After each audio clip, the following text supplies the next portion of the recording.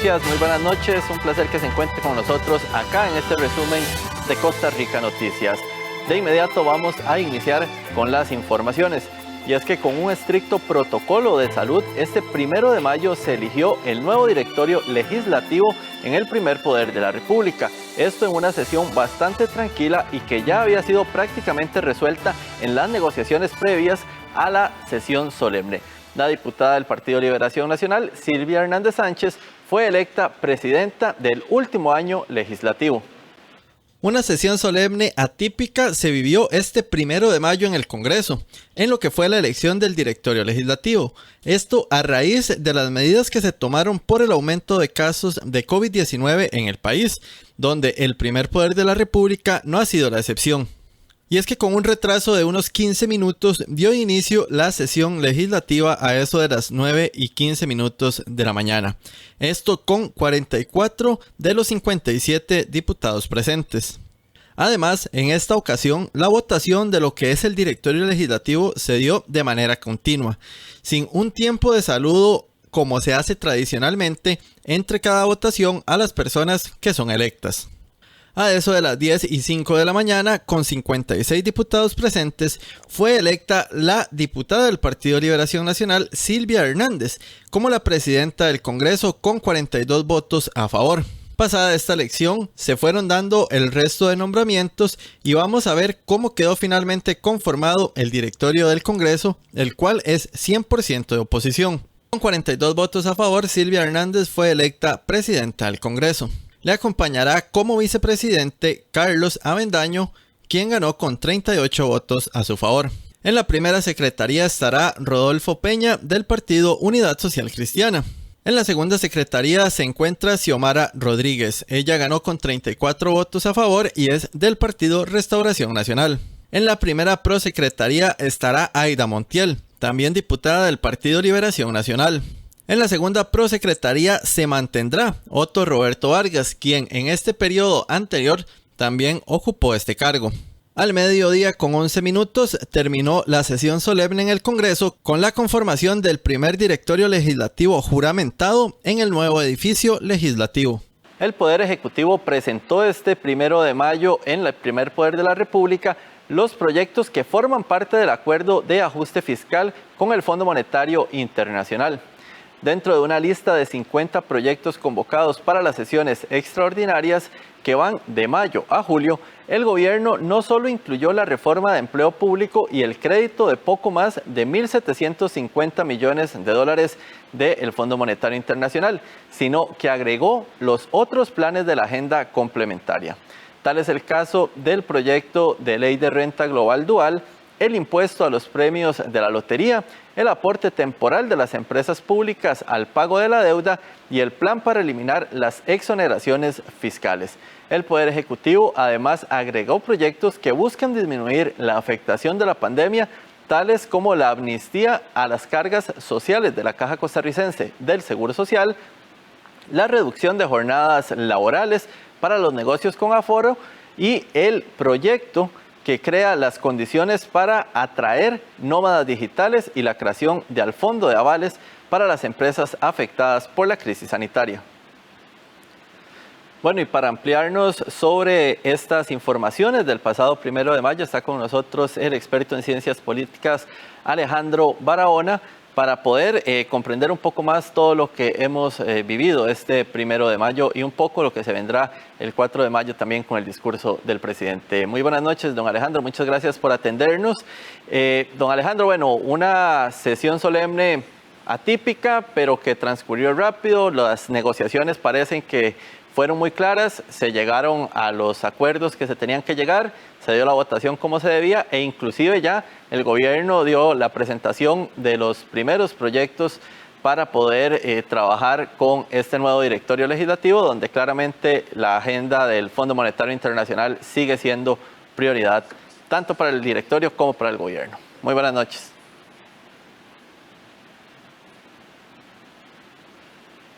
Muy buenas noches, un placer estar con ustedes nuevamente. Mire, sí, creo que el principal reto que va a tener el directorio es poder ampliar esa agenda que usted acaba de señalar como la prioridad gubernamental y legislativa, y procurar una agenda de mayor acercamiento a la ciudadanía y los sectores que más afectados se han visto por la pandemia en términos no solamente de empleo, sino disminución de ingresos, por supuesto, consecuentemente la pobreza. O sea, una agenda que se acerque más a la realidad que están viviendo las personas, la ciudadanía, los sectores emprendedores que efectivamente la están pasando mal. Creo que hay que lograr balancear la agenda política de este país y no digo que no sea una prioridad el tema de la agenda de negociación con el Fondo Monetario Internacional, pero sin duda alguna es insuficiente para poder atender las prioridades ciudadanas y de los sectores empresariales a nivel local. Es necesario dar el paso y creo que desde esa perspectiva, en un año preelectoral además, esto se vuelve absolutamente necesario de cara al acercamiento que los partidos políticos buscan tener en términos electorales. Don Alejandro, usted menciona un punto evidentemente trascendental que es el año electoral. Ayer se conforma lo que es un directorio de oposición. Veníamos de otro, pero bueno, nosotros inclusive hablamos días atrás, don Alejandro, sobre que tal vez no había sido ese peso de dirección de oposición por parte del directorio anterior dirigido por don Eduardo Kruzan. ¿Será este un verdadero directorio de oposición? ¿Y cuánto juega ser oposición ahora con los cálculos políticos con miras a la campaña electoral? Bueno, creo que ciertamente tenemos que reconocer que el gobierno se ha visto afectado en términos de la confianza ciudadana y de la credibilidad, y creo que los partidos de oposición, más allá de hacerle oposición a una agenda gubernamental, deben de servir de equilibrio, de balance, y especialmente entendiendo que lo preside el directorio de la Asamblea Legislativa una mujer, por primera vez en un mismo periodo constitucional de 4 años.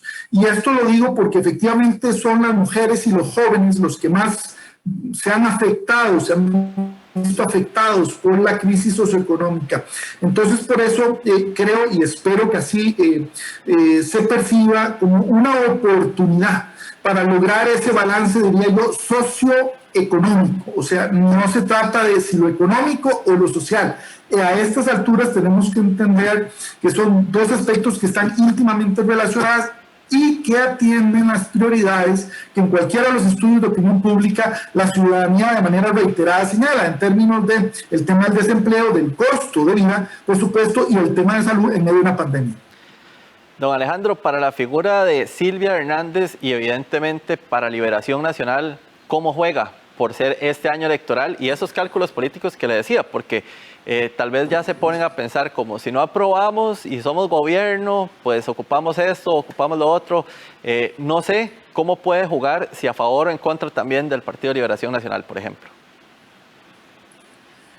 Yo creo que va a depender muchísimo de los resultados. Ciertamente es una gran responsabilidad para los partidos de oposición formar parte del directorio de la Asamblea Legislativa si efectivamente no se logran mejores resultados. Y lo digo porque en este último año efectivamente todos los indicadores en términos sociales y económicos han tenido un retroceso, lamentablemente. Entonces, creo que existe la oportunidad, no solamente para presentarse en términos electorales, sino para lograr demostrar que existe, diría yo, la madurez política para alcanzar acuerdos entre diferentes partidos que conforman el directorio de la Asamblea Legislativa, entendiendo que la principal responsabilidad es del Partido de Liberación Nacional, el partido más longevo en nuestra historia, y que si no logra hacer una diferencia y simplemente se continúa plegando a los mandatos, a los requerimientos del Poder Ejecutivo, ciertamente es muy probable que le pasen factura en términos electorales. Entonces creo que es una enorme responsabilidad a la que asumen los partidos en términos de conformar un directorio político de oposición en la Asamblea Legislativa, pero ahí hay una oportunidad para, como digo, balancear la agenda y para lograr, diría yo, ya ir definiendo una agenda política que contribuya en una lógica también post-COVID, pensando que en este año logremos avanzar ciertamente en el proceso de vacunación y salgamos más bien fortalecidos de este proceso, pero para ello se requiere efectivamente una visión política que, lejos de entender que se esté cerrando un año en términos de gobierno, que es lo que queda, más bien se entienda la necesidad de a estas alturas definir una agenda para los próximos, yo no diría 4 años, sino los próximos 8 años, que es probable el tiempo que requiramos para salir de la crisis y volver a recuperar los niveles de indicadores que teníamos antes del COVID-19. Don Alejandro, tal vez en esta muy concreto, ayer decía doña Silvia Hernández, ya como presidenta del Congreso, que ella se iba a enfocar ahorita en avanzar con el empleo público, evidentemente con el crédito del fondo, pero que los demás proyectos tendría que analizarse según la voluntad del resto de los legisladores, que muchos han estado ya en contra de lo que pueda ser materia de más impuestos. ¿Cómo se ve esto? ¿Qué tan complicado puede ser entonces para que avance la agenda? Mire, extremadamente complicado, porque 4 de los 7 proyectos que negoció el gobierno con el Fondo Monetario Internacional implican un aumento en los impuestos. Y esto, evidentemente, en un año preelectoral es tremendamente, digamos, sensible. Creo que va a implicar, ya he hablado de la Asamblea Legislativa en términos de la necesidad de mayor madurez y de mayor, diría yo, capacidad de negociación, pero también por parte del Ejecutivo, que tiene que entender que en este último año, obviamente, por los aires electorales y por los intereses, también diría no solo partidarios, sino sectoriales, tiende a haber una, digamos, un ritmo menor en términos de gestión y de ejecución, en términos de adopción de proyectos. Entonces se requiere necesariamente una negociación con el gobierno y con los sectores para lograr, como dije yo al principio, balancear la agenda política nacional. Don Alejandro, ya para ir también terminando, ha sido un año complicado, sobre todo por el tema de pandemia, y el próximo martes 4 de mayo el presidente de la República, Carlos Alvarado, estará dando su rendición de cuentas a la ciudadanía ante los diputados. ¿Qué expectativas podemos tener de esta rendición de cuentas, que será además la última que se dé ante esta Asamblea Legislativa? Bueno, mire, probablemente el énfasis que haga el presidente de la República sea alrededor del COVID-19 y lo que el gobierno procuró hacer para balancear la situación, pero ciertamente yo no tengo mayores expectativas en términos de anuncios que nos permitan dilucidar con mayor claridad cuáles son los pasos en este último año del gobierno de Carlos Alvarado. Y creo que dentro de ese ambiente es probable que más bien reciba muchísimas críticas por parte de las diferentes fracciones legislativas en torno a la poca apertura que se ha dado para buscar, diría yo, iniciativas que complementen, que efectivamente sean mucho más eficaces para lograr superar el momento de crisis que estamos viviendo en términos nacionales. Perfecto, don Alejandro Barahona, experto en ciencias políticas. Muchísimas gracias por habernos atendido esta noche y entender un poco más también lo que ha pasado y las expectativas que hay para este próximo martes. Muy buenas noches. Gracias.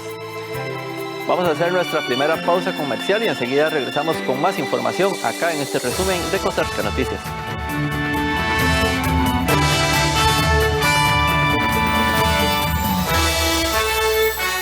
Dentro de nuestro espacio Dominio Documental, presentamos Ostional, refugio de una comunidad. En Ostional ocurre saqueo de huevos de tortuga. Lo que a nosotros nos preocupa es la población de la tortuga lora. Este documental nos muestra cómo una comunidad se comprometió con un proyecto que ayuda a las tortugas marinas del mundo. El jueves 8 de mayo a las 10 de la noche y el domingo 9 a las 10 de la mañana. Aquí en 13, Costa Rica Televisión.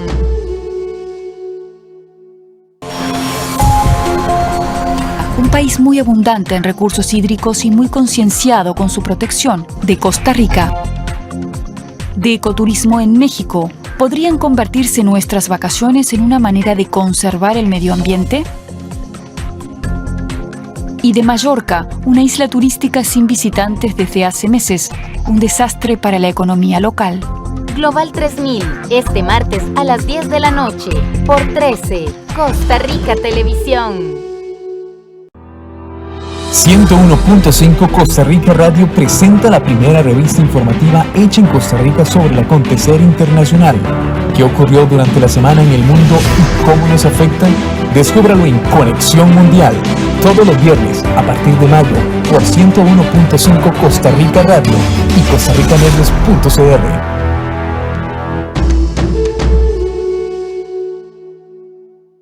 En Cine en Cortos, este jueves 6 de mayo a las 9 de la noche, veremos varios cortos de la serie Secuelas de la Cuarentena, que nos muestran maneras diferentes de llegar a la locura tolerancia, aquí en 13, Costa Rica Televisión.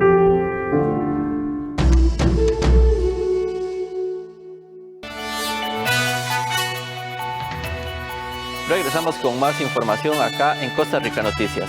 La Fuerza Pública atendió más de 130 denuncias por fiestas este fin de semana. Además, durante este periodo se revisaron más de 780 locales, teniendo que cerrar 90 por incumplir con las normas del Ministerio de Salud.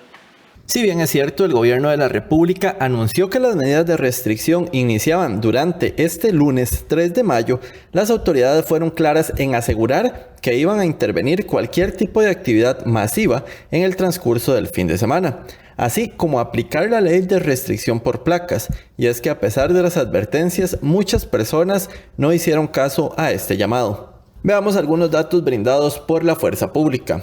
Durante el fin de semana existieron 133 denuncias e intervenciones por el tema de fiestas. Además, existieron 78 denuncias por aglomeración de personas. La Fuerza Pública intervino 780 locales. De estos, 90 locales fueron clausurados. Además, 31 comercios fueron apercibidos por faltar a alguna normativa del Ministerio de Salud. Adherido a estos datos, solo el sábado se dieron más de 196 infracciones de tránsito realizadas por el equipo electrónico de la Policía de Tránsito. Aquí habrá que sumar las boletas manuales que se verán en los próximos días en el Consejo de Seguridad Vial. Para los miembros del Ministerio de Seguridad, estos números, a pesar de ser significativos, son esperanzadores.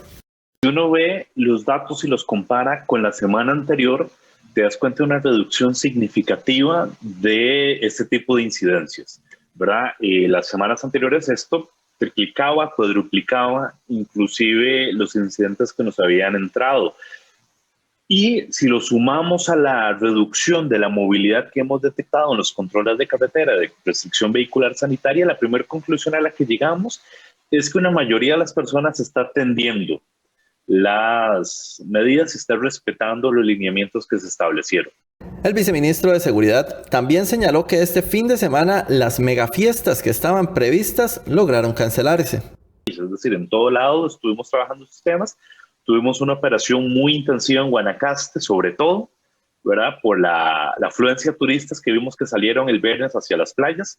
Y yo podría concluir que hay un respeto significativo a las medidas, porque incluso, aunque había cantidad significativa de turistas en Guanacaste, todos los establecimientos cerraron a la hora que correspondía. Las fiestas de las que tuvimos incidente, la mayoría eran en casas. Es decir, eran 2 o 3 burbujas familiares. Ayer que estuve trabajando en Pavas eran vecinos que se fueron a una casa y se aglomeraron. No tuvimos datos de fiestas o megafiestas como las que se presentaron la semana anterior. Inclusive, habían un par de fiestas grandes que estaban anunciadas por redes sociales que se cancelaron. El director de la Policía de Tránsito también recordó a la gran cantidad de personas que salieron a vacacionar este fin de semana largo que las restricciones vehiculares entre semana están presentes, así que aseguró que deben planificar bien su regreso para no pasar el mal rato de ser multados. nocturna es total en todo el territorio nacional. De ahí que pues tomen en consideración, planifiquen ese regreso y pues siempre respetemos las medidas sanitarias, las recomendaciones dadas por el ministro de Salud y los jerarcas, en los especialistas en los temas médicos, y casualmente pues comprendamos que estamos enfrentando una pandemia y con la ayuda de todos es que podemos resolver y atender este importante tema a nivel nacional. Además, en los denominados mega operativos se detuvo a 55 personas, 12 de estas con orden de captura. También se decomisó por parte de las autoridades 5 armas de fuego. A su vez, se incautaron 106 litros de licor, así como diversas dosis de droga, crack y marihuana. La fuerza pública no reportó esta semana agresiones en contra de los oficiales por atender incidentes en fiestas o similares relacionados con los megaoperativos de la pandemia. Este martes se pondrán en funcionamiento 2 nuevos carriles exclusivos para autobuses en las rutas de Plaza Víquez, Rotonda de la Y y Plaza Víquez, Curridabat. Este martes 4 de mayo se implementarán 2 nuevos carriles exclusivos para autobuses en la ruta Plaza González Víquez, Rotonda de la Y, y otro en el tramo entre Plaza González Víquez y Curridabat. Esta implementación busca un desplazamiento más fluido de las unidades y con esto motivar y beneficiar a las personas usuarias del transporte público en esta modalidad de servicio, mediante el mejoramiento de sus tiempos de viaje. Las intervenciones se entrarán en operación de 6 de la mañana a 8:30 de la mañana y de 3 de la tarde a 7 de la noche de lunes a viernes. Se estima que con la implementación de ambos tramos se beneficiará a unas 114.800 personas que diariamente utilizan los servicios de autobús que se desplazan por esas zonas. Al igual que otros carriles exclusivos que ya operan en el país, estos 2 nuevos pasos exclusivos para autobuses funcionarán de 6 de la mañana a 8:30 de la mañana y de 3 de la tarde a las 7 de la noche de lunes a viernes. Estas obras se suman a otras ya 16 zonas en las cuales se han implementado carriles exclusivos para autobús. Desde el MOP se informó que se ha coordinado con acueductos y alcantarillados, pues en ambas zonas están pendientes trabajos correspondientes al proyecto del programa de agua potable y saneamiento para los próximos meses. Con respecto a la ruta de Plaza González Víquez, Rotonda de la Y, se trata de un carril exclusivo de 950 metros de longitud en ambos sentidos de la Ruta Nacional 209, que inicia en las cercanías de la antigua ferretería El Pipiolo y se dirige hacia la Rotonda de la Y, cerca del restaurante de comidas rápidas de McDonald's.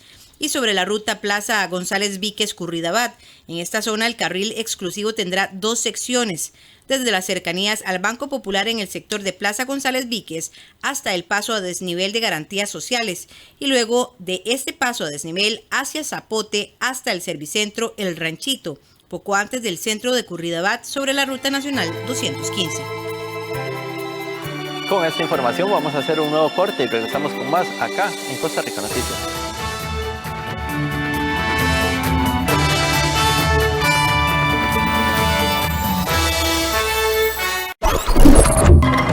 Corea del Norte, el país más cerrado y enigmático del mundo. Casi nadie sabe cómo vive su pueblo, qué hay tras el telón de acero que lo vela. Las autoridades de la República Popular disuaden a sus ciudadanos de tener contacto con el extranjero y limitan los movimientos de la prensa. RT Reporta, este viernes 10:30 de la noche. Por 13, Costa Rica Televisión.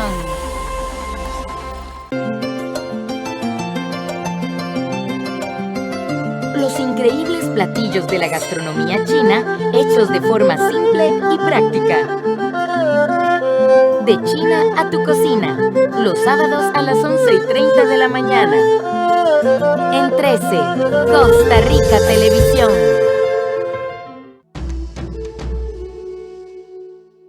Ritsu es el mayor de 3 hermanos. ¿Cancerígeno? Cuando su madre es hospitalizada debido a una enfermedad, él debe hacerse cargo de ellos. Encárguense de este desorden y yo les haré algo de cenar. Así, él va descubriendo el maravilloso mundo de la cocina. Pero todo empieza a complicarse cuando descubre que es adoptado. Aun cuando Kyoko y tú no están conectados por sangre, también eres el niño precioso de Kyoko, así como Shirabe y Kanade. Una comida para el corazón. Una historia familiar que nos conmoverá. De lunes a viernes a las 11:30 de la mañana. Solo en 13. Costa Rica Televisión. 101.5 Costa Rica Radio presenta la primera revista informativa hecha en Costa Rica sobre el acontecer internacional. ¿Qué ocurrió durante la semana en el mundo y cómo nos afecta? Descúbralo en Conexión Mundial. Este y todos los viernes a las 6 de la tarde por 101.5 Costa Rica Radio y costarricamedios.cr.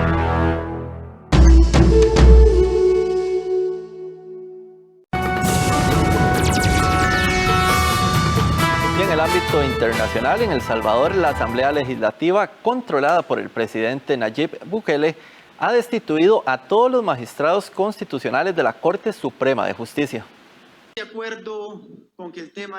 En El Salvador, la Asamblea Legislativa, controlada por el presidente Nayib Bukele, ha destituido a todos los magistrados constitucionales de la Corte Suprema de Justicia. Ha tomado la decisión en su primera sesión tras las elecciones, con los votos favorables de 64 de los 84 diputados, todos ellos miembros del oficialismo. El legislativo acusa a los magistrados de cometer fraude a la Constitución y de violar la separación de poderes por haberse opuesto a unos decretos relativos a la gestión de la pandemia. Escuchamos a Sueci Callejas, vicepresidenta del Legislativo y encargada de presentar la iniciativa. Es evidente que los miembros de dicho tribunal no están a la altura de las necesidades de El Salvador, que claramente necesita funcionarios más conscientes, más apegados a la protección de la vida de las personas, y es que sin la vida, señores, no existen demás derechos constitucionales. Bukele ha defendido en un tuit la decisión de la Asamblea, que según asegura tiene la facultad incontrovertible para llevar a cabo esas destituciones. Sin embargo, la Sala del Constitucional del Supremo ha declarado inconstitucional la medida. Otros organismos internacionales han levantado la voz para criticar una decisión que consideran va contra el equilibrio de poderes. Se trata de una evidente alteración del orden constitucional, clama en un tuit José Miguel Vivanco de Human Rights Watch. Las decisiones de Nayib Bukele han sido a menudo polémicas, lo que no ha impedido que en las últimas elecciones legislativas su partido Nuevas Ideas consiguiera una victoria contundente y con ella el control del legislativo. En las calles muchos aplauden el hecho de que su presidente tenga por fin las manos libres. Con el apoyo de la Asamblea, pues el presidente Bukele va a lograr conseguir mayores beneficios para este país en muchos aspectos, ya sea de salud, ya sea de seguridad, ya sea de educación incluso. Otros se muestran críticos con esta acumulación de poderes. Recordemos de que una nueva asamblea significa que si lo tiene el oficialismo puede tomar un papel teóricamente hablando autoritario. Apenas terminada la votación, la Asamblea Legislativa inició la elección de los nuevos magistrados del Constitucional. Los escoceses votarán por un nuevo parlamento este próximo jueves en medio de las dudas si deben hacer un nuevo referéndum para independizarse de Londres. Escocia renueva parlamento. Las elecciones del jueves próximo vienen precedidas de una campaña en donde late la disyuntiva sobre si se celebra otro referéndum de independencia de Londres. En Edimburgo, varios centenares de personas se manifestaron a favor del derecho a decidir, en donde las medidas del primer ministro Boris Johnson sobre la pandemia se cruzan en el debate. Si el Parlamento escocés dijera que queremos cerrar la frontera escocesa porque el recuento de casos COVID en Escocia es mejor que en Inglaterra y que en otros muchos países, no podríamos hacerlo porque no tenemos los poderes de la independencia. En la manifestación a favor de que Escocia siga formando parte del Reino Unido surge de nuevo la consideración del momento de crisis sanitaria como motivo para aplazar cualquier medida tajante. Debido a los efectos catastróficos de la pandemia, no creo que este sea el momento adecuado para que Escocia se separe del Reino Unido. Simplemente creo que somos más fuertes juntos. La unión puede hacernos trabajar mucho mejor. La ministra principal, Nicola Sturgeon, abrió pubs, tiendas y restaurantes en Escocia el 26 de abril, 2 semanas después de que el primer ministro Boris Johnson suavizara las restricciones en Inglaterra. Y con esta información llegamos al cierre de Costa Rica Noticias. Agradecemos su sintonía y le invitamos a que continúe con nosotros acá en 13 Costa Rica Televisión.